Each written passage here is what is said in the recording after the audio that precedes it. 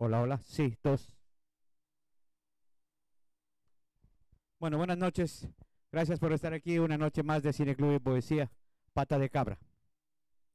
Bueno, hoy día tenemos una película que habla sobre la travesía que hicieron este capitán español, me parece que es, que bueno, pidieron acá a la gente de Guayaquil, le duran las balsas, la madera de balsa para poder hacer una balsa y trasladarse en este viaje que hicieron hasta Australia. Entonces vamos a tener un recuerdo que eso fue en 1973 más o menos. Entonces vamos a ver la primera parte de esta película. Y esperamos podernos conectar vía Cupidos Channel.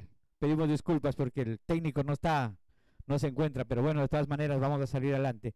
Luego hacemos un conversatorio, un cineforro sobre esta situación y tenemos aquí a los jóvenes ya de Utopía Libertaria que nos van a conversar. Vamos a hacer una tertulia cultural prácticamente, el trabajo que ellos vienen haciendo en el Guasmo Sur. Luego de eso tenemos algunas sorpresitas por aquí. Vamos a seguir. ¿Listo, Pedro? Entonces, listo.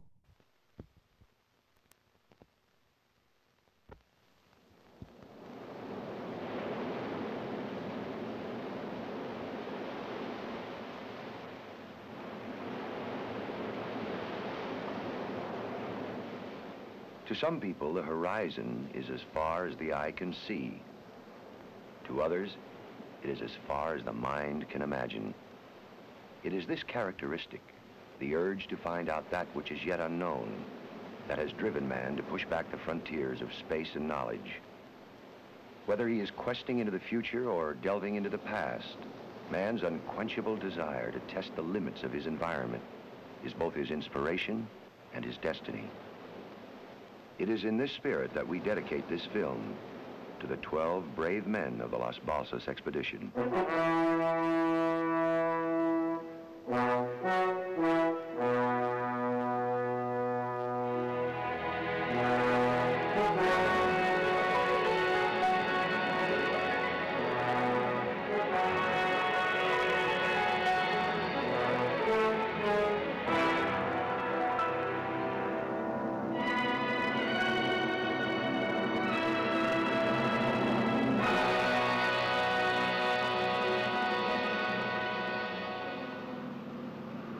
Vital Alçar is a Spaniard, and his dream is to take 3 balsa wood rafts across the Pacific Ocean from Ecuador to Australia. If you want to do something extraordinary, something different, you must put all your heart into it. I am not afraid of critics and people who say that what I am doing is impossible. We are doing something that I think everyone would like to do. That is the biggest satisfaction in the world, to have an idea and turn it into reality. 7 years ago, Vital attempted to cross the Pacific Ocean with 1 raft and sank near the Galapagos Islands. He and his 3 companions were lucky to escape with their lives. 4 years later, he tried again, and to everyone's amazement, he succeeded. The object of the voyage was to show that the Indians of South America could have navigated across the Pacific in similar rafts hundreds and even thousands of years ago. To the experts, Vital's success was inconclusive, so he decided to challenge the Pacific one more time. On this expedition, Vital will take not 1, but 3 rafts right across the Pacific to Australia. Starting in Guayaquil, Ecuador, the rafts will be carried by the Humboldt Current up to the Galapagos Islands, and then west across the Pacific with the prevailing winds and south equatorial current. The distance to Australia is 9,000 miles, the equivalent of crossing the Atlantic 3 times. If 3 rafts arrive in Australia, it will present clear evidence that balsa wood rafts could have been used to transport great numbers of people in ancient times. Many people said we could not sail a raft all the way to Australia, but we did it. Now they say it is impossible for 3 rafts to stay together. I don't know what will happen, but I believe in God and we will try to succeed. Above all else, Vital is a practical man, and he took great care in selecting the right companions for such an epic journey. Most important of all were the two men who would command the other two rafts. 12 months before departure, they were decided on. Jorge Ramirez on the right is a Mexican and manages a record factory in Mexico City. The man on the left is Marc Modena. Marc comes from France and was with Vital on his two previous expeditions. When he isn't sailing rafts, Marc runs a restaurant in Montreal.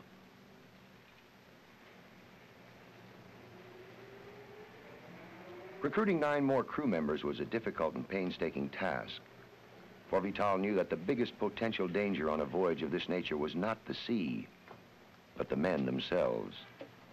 In an expedition like this, the toughest thing is the human element.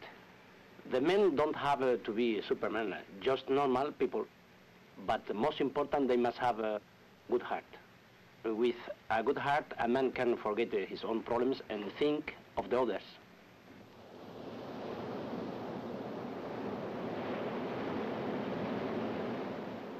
For 2 weeks, we met in Mexico so that I could prepare the men and see how they work together.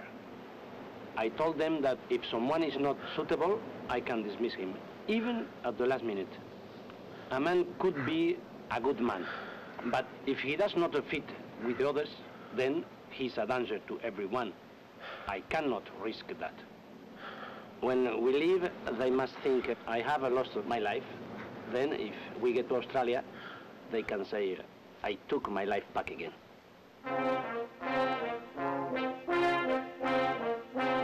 In these days, we came to know each other, even though we did not all speak the same language. They were 3 Americans, 3 Canadians, 1 from Mexico, France, and Spain. I expect to get 3 more men in Ecuador, 2 Chilean and 1 Ecuadorian.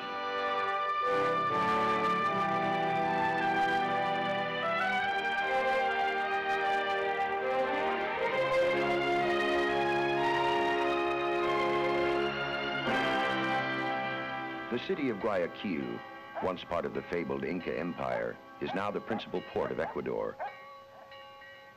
When the Spanish conquistadors arrived here in the early 16th century, they found the natives sailing balsa wood rafts up and down the coast with remarkable skill and precision.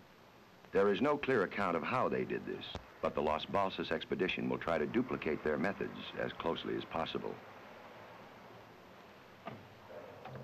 Guayaquil stands on the River Guayas, giving direct access to the sea, and most important of all, to the Humboldt Current, which will carry the rafts first north and then west out across the Pacific. The expedition made its base in a quiet backwater facing the river. Vital's plan was to clear the yard and construct 3 wooden ramps. The rafts would then be built on the ramps before being hauled into the water.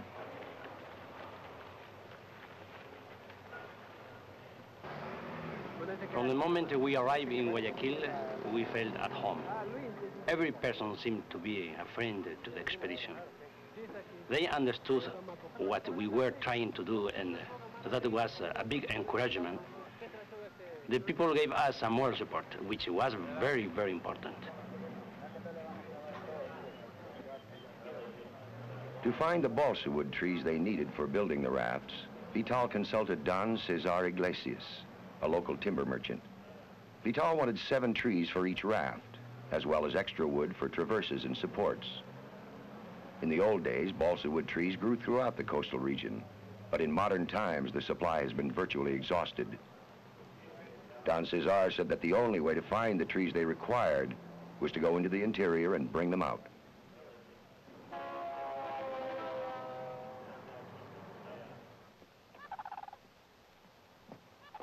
As with the Indians before them, a long sea voyage began with a trek into the jungle.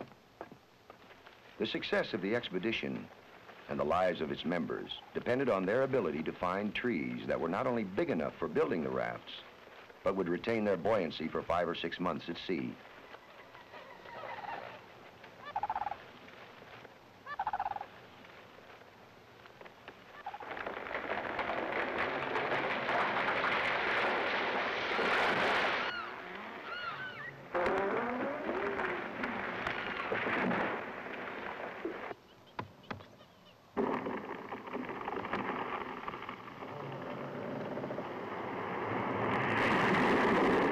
Every tree was checked to see whether it was healthy.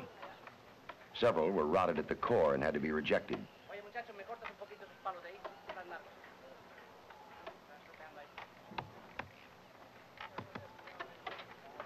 Once they had been felled, the trees were stripped in the traditional Indian manner. All the trees were cut down at the time of the full moon, because that is when their sap content is at its highest. It is the sap in the logs that will prevent them from becoming waterlogged while they're at sea. They also took great care in choosing only female trees, which are lighter and therefore have better flotation. Living in these primitive conditions, the men had to fight the heat, mosquitoes, and other discomforts. It was hard work, but as they all knew, this was nothing compared to what lay ahead.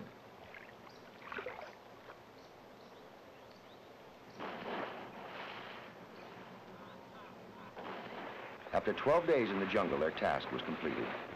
34 balsa wood logs had been cut down and prepared for the journey to Guayaquil.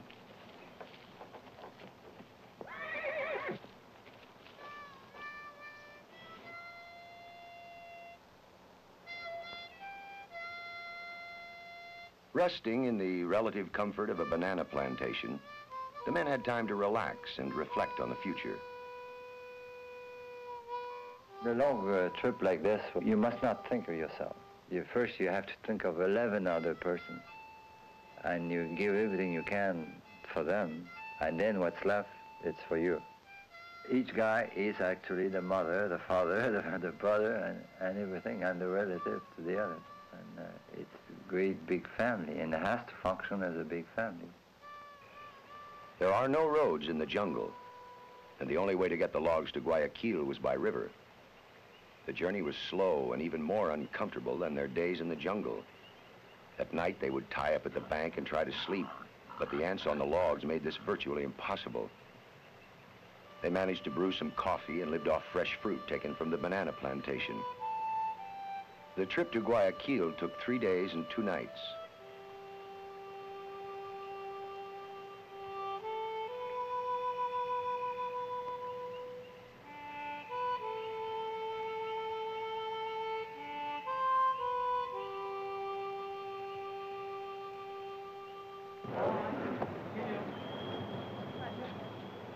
The delay in finding suitable trees had cost the expedition almost a week of construction time. Now there were only 3 weeks in which to build, equip, and provision the rafts. They could not change the date of departure because of the risk of unfavorable currents and dangerous weather conditions later in the voyage. Time was short, and construction proceeded with added urgency.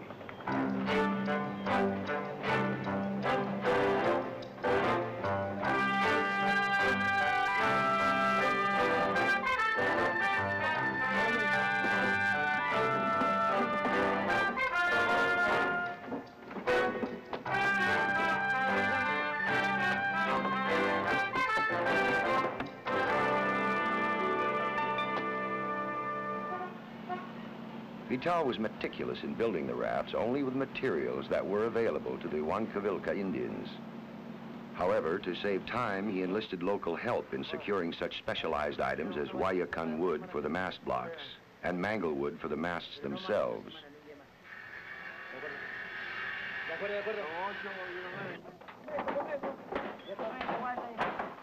There are no plans available for building an authentic Indian raft.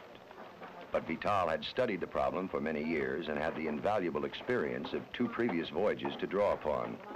The rafts would be 39 feet long and 17 feet wide, with a bamboo deck and a small hut for living quarters. No wire, screws, or metal materials of any kind were used in the construction.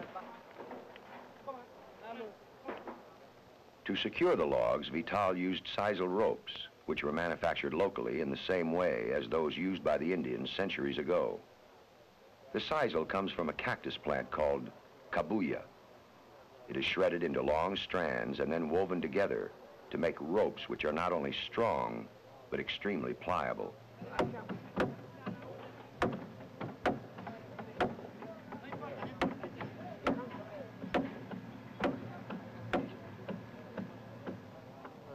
To make an expedition is not to have an idea and then you go out and do it For an expedition like this, you have to work for months and years. You must make the steps so that you can climb up and succeed. The Equatorian Indians had thousands of years experience with rafts.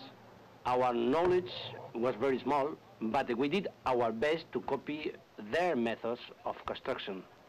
Everything they did had a practical purpose.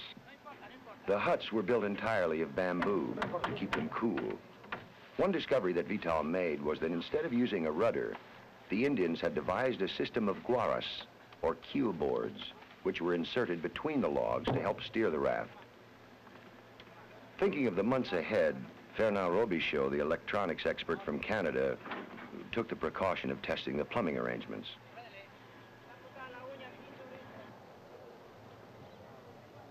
The crews were complete and the rafts ready for launching, but right up to the last moment there were people coming to volunteer for the expedition.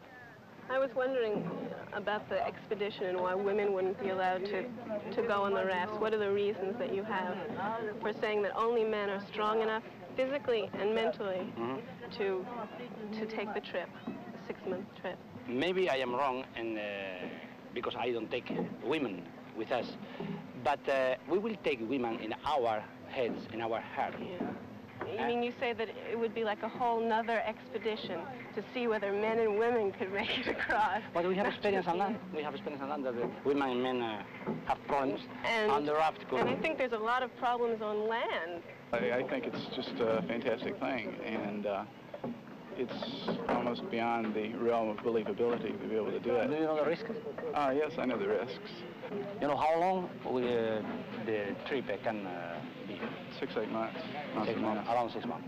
Or maybe the whole life. From the greatest supertanker to the smallest dugout canoe, the moment of launching is a nerve-wracking affair. Would all the ropes and pegs hold?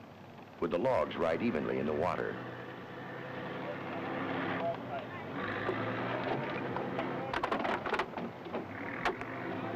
First to be launched was the Guayaquil, named after the port of departure.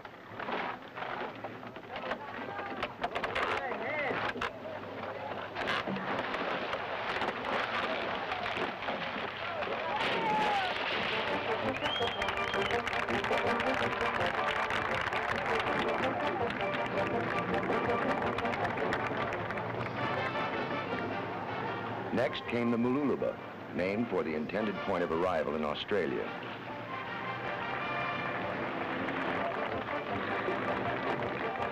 Last was the Aztlan, named after Mexico, where the expedition first assembled.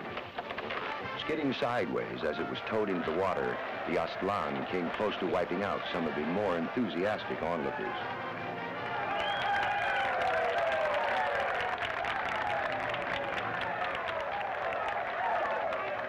Once they were floating safely in the river, there was no time to be lost. In 2 days, they would have to accomplish what had been planned for a week. The masts were fitted early next morning, but there hardly seemed time to complete all that had to be done by 2 o'clock. The sails were painted with the emblem of the expedition, a blazing sun with 3 rafts under sail. Vital added the initial D in honor of his wife, Denise. Vital and Denise had been married only 2 days before his first expedition in 1966. Friends brought 2 small monkeys as